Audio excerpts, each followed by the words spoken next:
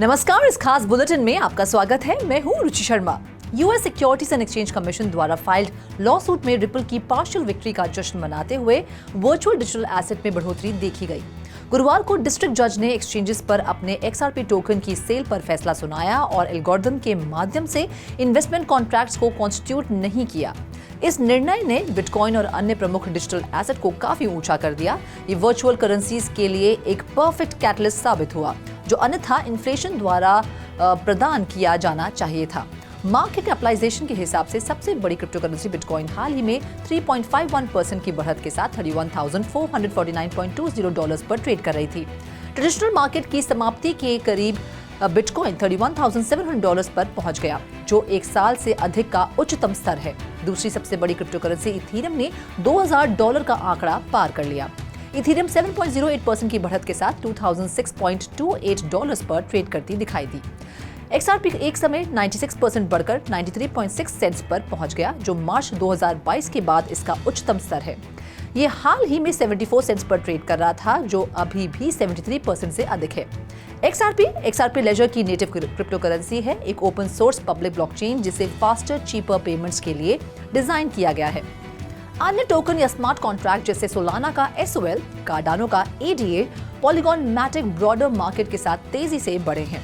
पिछले 24 घंटों में ग्लोबल क्रिप्टो मार्केट कैप 6.36% बढ़कर $1.26 ट्रिलियन हो गई। दूसरी ओर टोटल क्रिप्टो मार्केट की वॉल्यूम 99% बढ़कर $61.69 बिलियन हो गई। DeFi की टोटल वॉल्यूम वर्तमान में $3.44 बिलियन है और सभी स्टेबल कॉइन की वॉल्यूम $54.74 बिलियन है, जो टोटल क्रिप्टो मार्केट 24 आवर की वॉल्यूम का क्रमशः 7.57% और 88.73% का प्रतिनिधित्व करता है। DeFi की टोटल वॉल्यूम वर्तमान में $3.44 बिलियन है और सभी स्टेबल कॉइन की वॉल्यूम $54.74 बिलियन है, जो टोटल क्रिप्टो मार्केट 24 आवर की वॉल्यूम का क्रमशः 5.57% और 88.73% का प्रतिनिधित्व करता है। बिटकॉइन का डोमिनेंस वर्तमान में 48.58% है। इसमें दिन भर में 1.36% की कमी दिखाई दी। IC15 इंडेक्स के टॉप 15 टोकन का बैरोमीटर 2.67% बढ़कर 41,340 पर पहुंच गया। इस बीच रूलिंग टोकन की इंस्टीट्यूशनल और रिटेल सेलिंग के बीच क्लियर डिमार्केशन लाता है।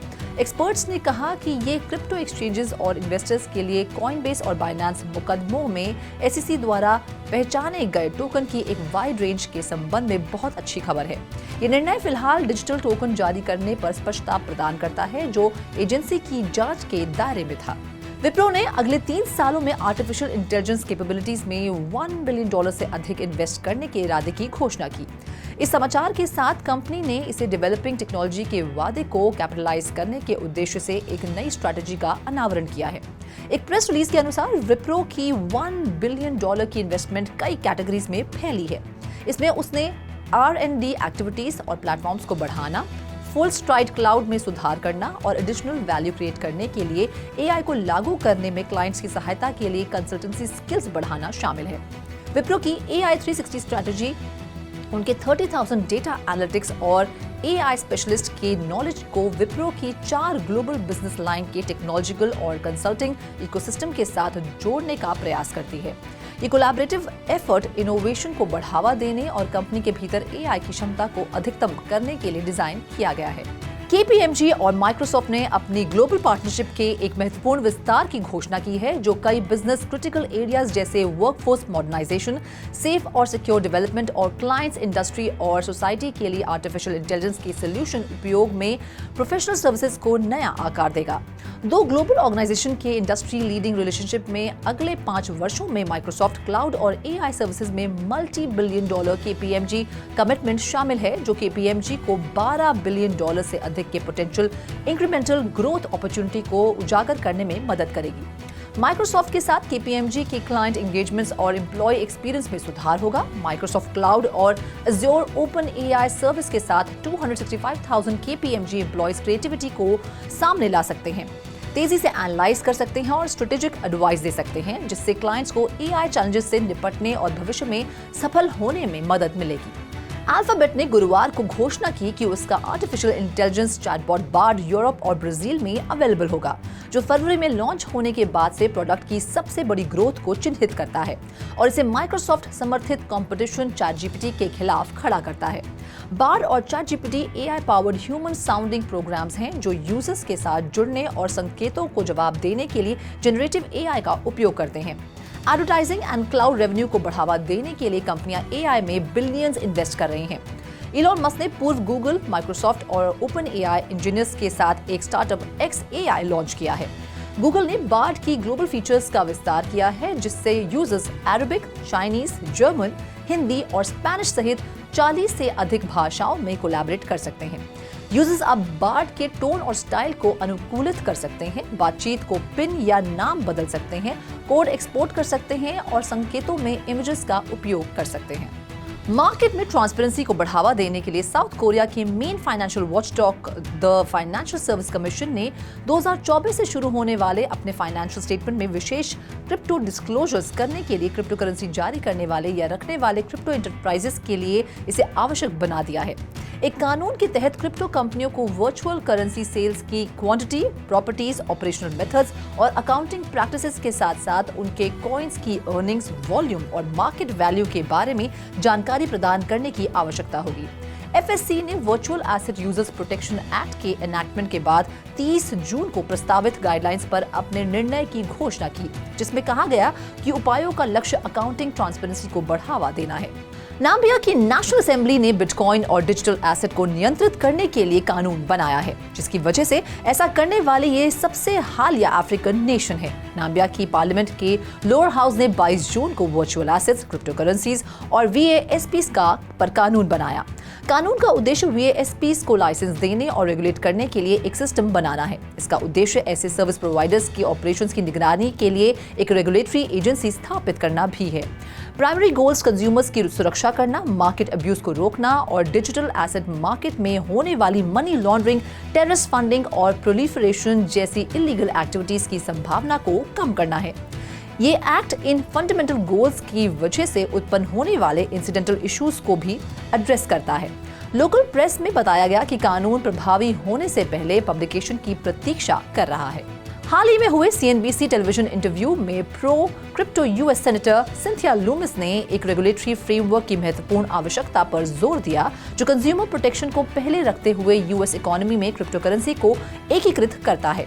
लूमिस ने एक क्रिप्टो रेगुलेटरी मेजर को फिर से शुरू करने की योजना की घोषणा की, जिसे पिछले साल कांग्रेस में रोक दिया था, ये दावा करते हुए कि नए वर्जन में सिक्योरिटी एंड एक्सचेंज कमीशन की महत्वपूर्ण टिप्पणियां शामिल होंगी।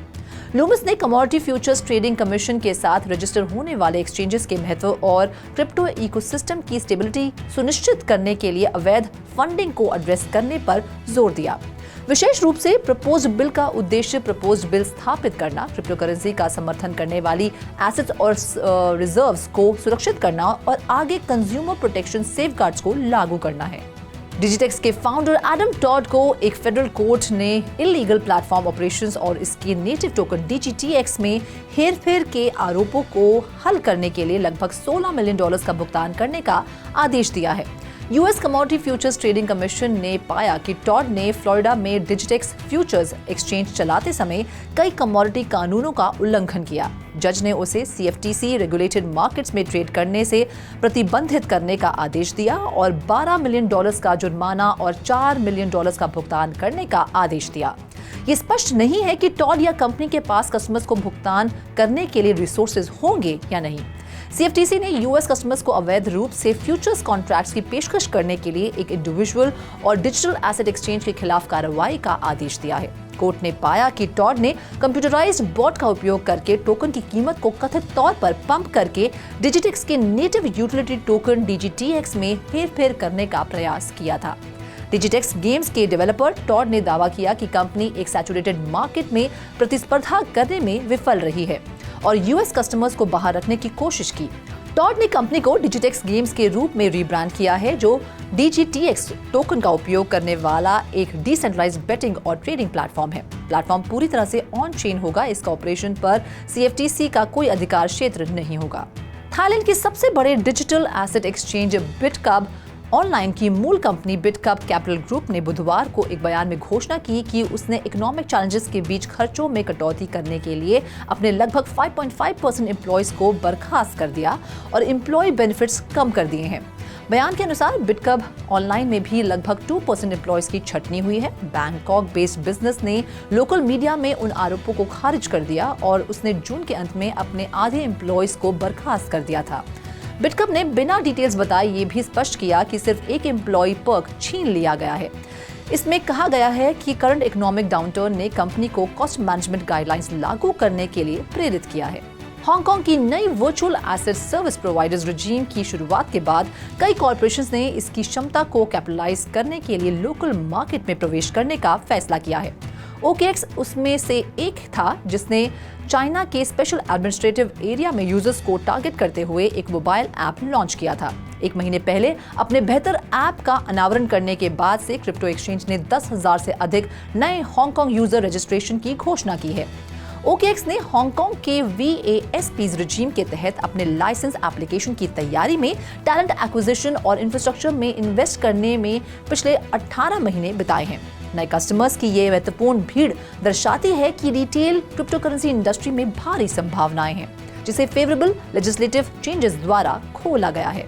हांगकांग खुले तौर पर स्वीकार करता है कि वे डिजिटल एसेट का एक नया हब बनना चाहता है। VASP लाइसेंस प्राप्त करने और शहर में एक वर्चुअल एसेट ट्रेडिंग प्लेटफॉर्म चलाने के इरादे से OKX हांगकांग मार्च 2023 में खुलेगा। फिलहाल बेहतर OKX ऐप हांगकांग के रेजिडेंट्स को 16 प्रमुख डिजिटल एसेट खरीदने, बेचने और रखने की अनुमति देता है। इस खास बुलेटिन में फिलहाल इतना ही। और ज्यादा अपडेट्स के लिए आप लॉग ऑन कर सकते हैं हमारी वेबसाइट पर जो है www.3versetv.io या फिर QR कोड को स्कैन करें।